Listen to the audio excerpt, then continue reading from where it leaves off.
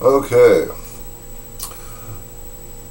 To get the structure to generate a hurricane, first off, it has to be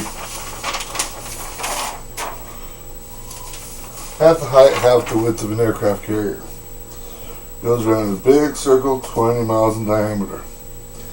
You can heat the water up inside of it using lava vents off Hawaii, or you can just take the same water that's inside of it, shoot it back inside via fountains, and each time it takes a trip through the fountains back inside, it's going to gain 20 degrees in temperatures.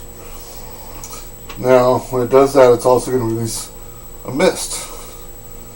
And a 20-mile diameter area with an area of mist has no choice to start a convection cycle, and that mist will rise up into the air. You then take the fountains, and after the convection cycle started, and you shoot that water back inside at an angle in the same direction that a hurricane's wind go because of the Coriolis effect, and you shoot it out at over 100 miles per hour, and it will create a wind going around the structure at, almost 100 miles per hour, because it will lose some speed because the water coming out. Whatever. Anyhow, you've got a man-made hurricane centered over the structure. And then that hurricane, of course, is going to want to go in the area of lowest pressure, which is going to be the warmest area of water, which is in the middle of the structure. Overhead winds and other things like that will tend to want to move the hurricane around, just like in real life.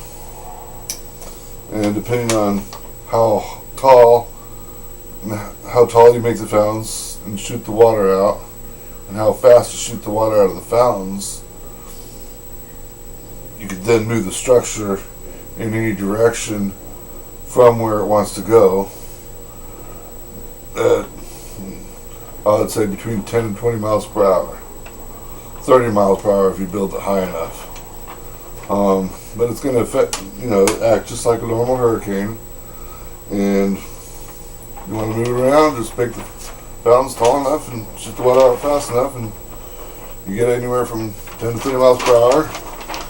And it should capture any hurricanes that it runs across. And you just take water in from the deep ocean to use as an intake, and you shoot that water out of the fountains. And that's how you turn it off. Here's another picture of it. It shows the very incorrect view of it because it's going to be rain coming down off of those clouds. One person told me that, hey, the Earth's atmosphere only holds a certain percentage of water. When it gets too moist, it rains. Yeah, it's going to rain like 12 inches. And in addition, when it rains those 12 inches on the backside of where the hurricanes go, because you're going to have like 8 of them going, maybe 4 or 5 at once. But when it rains out 12 inches, it's going to capture particles in the atmosphere, including carbon, which is going to transfer down to the surface of the ocean, just like a normal hurricane. You can do plankton growth on that. That plankton growth captures the carbon, and it's good for the life cycle.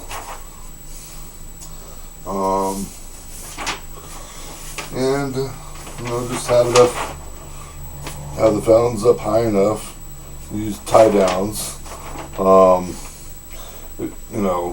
They're spaced pretty far apart, but if they were closer together, then you could actually tie them in between each other. They might have tie downs coming in this way also, tied to the things that are holding the structure together. Now with the structure, it's going to have to handle 80-foot waves. So it's going to be built sort of like a bridge and sort of like a waterway. Inside there is a waterway going around. You got water going around really fast, like 100 miles per hour or something.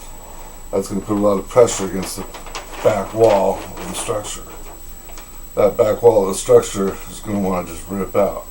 And you build that back wall just like you would the flooring of a cable supported bridge.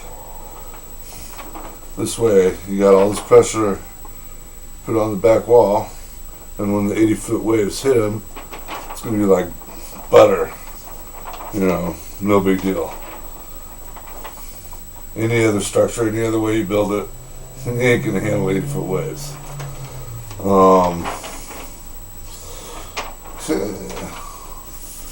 There's about 5 or 10 of these structures in the world.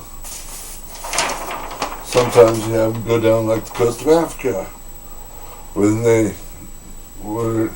or put it off this side of Africa. That way, when it rain comes down, it's going to come down over area that's been endowed.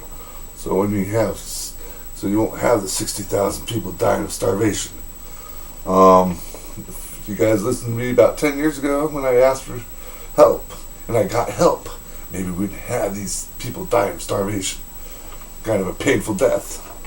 And to all you people, that went against me because they didn't like more rain or more clouds, or they felt that reducing carbon emissions was going to work. I told you it wasn't going to work.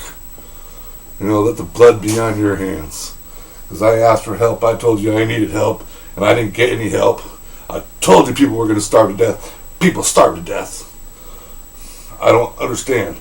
You guys have no morals.